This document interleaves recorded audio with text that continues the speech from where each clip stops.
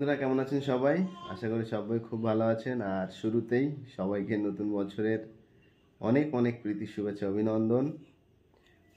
আর আজকে পয়লা বৈশাখ, মানে বাঙালিদের বিশেষ একটা দিন আজকে। যেহেতু নতুন বছরটা আমরা এই পয়লা বৈশাখ থেকেই ধরি, তাছাড়া হ্যাপি নিউ ইয়ার তো আছেই ওদিকে 1 জানুয়ারি। আমরা বেশিরভাগ বাঙালিরাই কিন্তু এই পয়লা বৈশাখটাকেই নতুন বছর হিসেবে পালন করি। আর নতুন বছর মানেই কিন্তু জানেন, খাওয়াটা কিন্তু আমি মিস দিই না আমার, কিন্তু যাই হোক। আর সেই জন্য পয়লা বৈশাখ তো বাজারে যাওয়ার জন্য মনটা বেশ ছুকছুক করছে। বাজার করার জন্য চিকেন আনতে হবে, আর মাছ টাছ সেটা আনতে হবে। কিছু মাছ বাড়িতে আছে, তো বাজারে যদি ভালো মাছ না পাই তাহলে বড় মাছ এবছরের পয়লা বৈশাখে খাবো না। যে ছোট ছোট মাছ আছে বাড়ি, সেগুলো দিয়েই চালিয়ে দেবো। তো চলুন এখন বাজারে যাই, দেখি কি পরিস্থিতি এই মুহূর্তে। আচ্ছা, ধীমান তো খেতে পারবে না, ধীমানের জন্য কি আনবো? ধীমান কি খাবে? ধীমান এই তো ধীমান কি খাবে? ধীমান কি খাবে? ধীমান কি দই খাবে? আর রিমি কি খাবে বল? সিমাই। পয়লা বৈশাখে সিমাই খায় না, ওটা ঈদে খেতে হয় সিমাই। সব ভুলে যাচ্ছিস দিন দিন। দাঁড়াও, ধীমান কি খাবে বলছে রিমির সঙ্গে। দাঁড়াও, ধীমান কি খাবে বলছে, তুমি বুঝতে পারছো না? কি খাবে? তুমি ছানা খাবে? ও বাবা বাবা, ছানা খাবে? তুমি ছানা খাবে? ওর দিদিকে রাশ করছে ধীমান। ছানা খাবে, ছানা। ও বাবা। বাজারে আসার পর প্রথম কাজ হচ্ছে মাংসের দোকান থেকে মাংসটা নেওয়া।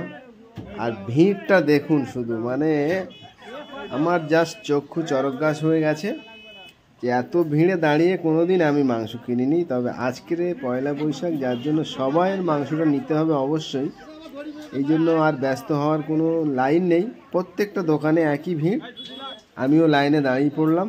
আর ভালোই লাগছে এত ভিড়ে দাঁড়িয়ে মাংস নেওয়ার একটা আলাদা মজা। একসঙ্গে সবাই, কেউ ব্যস্ত হচ্ছে না, পরপর লাইন দিয়ে নিচ্ছে। তো ফাইনালি আমার মুরগিটা এই যে কাটা হচ্ছে, কাটা হয়ে গেলে নিয়ে চলে যাব, গিয়ে দোকানটা একটু খুলতে হবে। তো 1 ঘন্টা লাইনে দাঁড়ানোর পর মাংসটা নিলাম, নিয়ে বাড়িতে পাঠিয়ে দিয়েছি। আর আজকে তো পয়লা বৈশাখ, যার জন্য দোকানও একটু খুলতে তো হবেই। ধূপ ধুনো একটু ফুল টুল দিয়ে, পূজা টুজা দিয়ে একটু বসে তারপরে বেলার দিকে বাড়িতে চলে যাব। আর বাজারটা ততক্ষণে বাড়িতে পৌঁছে দিলে রান্নাটা রেডি হতে থাকবে, এই জন্য বাজারটা পাঠিয়ে দিয়েছি। তবে কি করছো? কলার পাতা দিয়ে ভাত খাবে না কলার পাতায় রেখে খাবে?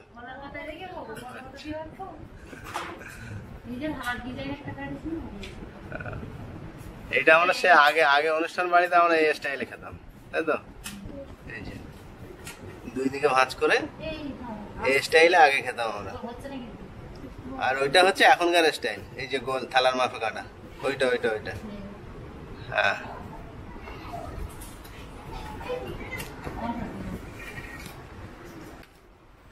আজকে মেনুটা একটু বলো, কি করেছো?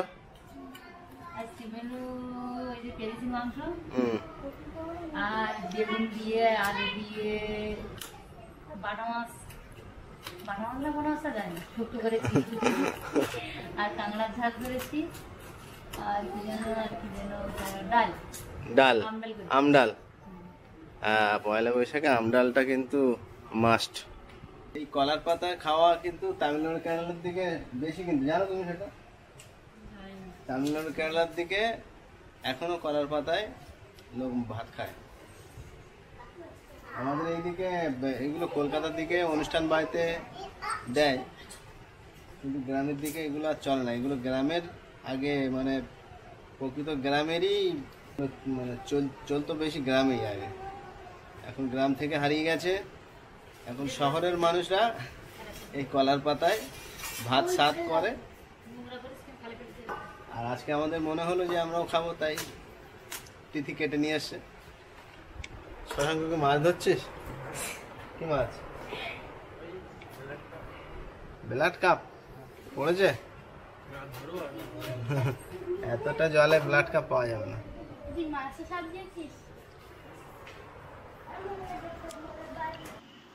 পয়লা বৈশাখের দিন আর একটা কমন জিনিস আছে, যেটা আমাদের গ্রামের দিকে হয়ে থাকে, যে গরুটাকে কিন্তু আমরা, যার বাড়িতে যে কটা গরু আছে, পয়লা বৈশাখের দিন কিন্তু স্নান করাতে হয়। মানে এটা আমরা দেখে আসছি ছোট থেকেই, আর ওটাই আমরা পালন করার চেষ্টা করি। তো এখন আমি গরুটা গোয়াল থেকে নিয়ে এসে এইখানে বেঁধে রেখেছি। খালেও জল নেই, তো পাইপ দিয়ে জল নিয়ে বালতিতে করে তারপর ওকে স্নানটা করাতে হবে। পুকুর বা খালে হলে ভালো করে স্নানটা করানো যায়, পাইপের জলে অতটা ভালো হবে না। গরুটা খুব দুষ্টু আমাদের, একা ধরে রাখা যাবে না। যখন চান করছে কি অবস্থা করছে, ওই গাড়ি ঢেলে দেবো, ওখানে আছে।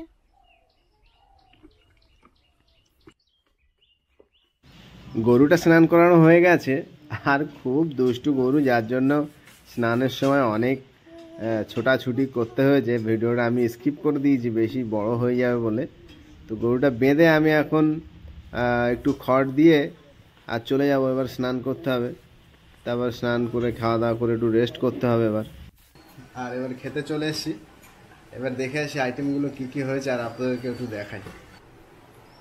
প্রথমেই টক ডাল মানে আম ডাল, তারপরে একটা শুক্তো, আর এদিকে আছে চিতি কাঁকড়ার ঝোল, আর এখানে রয়েছে চিকেন। বসে যাবো, রিমি আর মিঠুন এখানে বসছে। আজকের অতিথি আমাদের হচ্ছে মিঠুন। তো আমরা কিন্তু এবার খেতে বসে গেলাম, আর বেশি সময় থাকা যাচ্ছে না, যেহেতু খিদে পেয়ে গেছে। আর মিঠুন আর রিমি তো অনেক আগে থেকে খাওয়া শুরু করে দিয়েছে। ভালো? পয়লা বৈশাখ কেমন কাটলো? পয়লা বৈশাখ তো আমি কাটিনি, বুঝলে? তাহলে এভাবেই সবাই পয়লা বৈশাখে দারুণ এনজয় করুন, আর আমরা এবার খেয়ে নিই। দেখা হবে নতুন একটা ভিডিও নিয়ে। সবাই ভালো থাকবেন, ধন্যবাদ। আবারও শুভ নববর্ষ।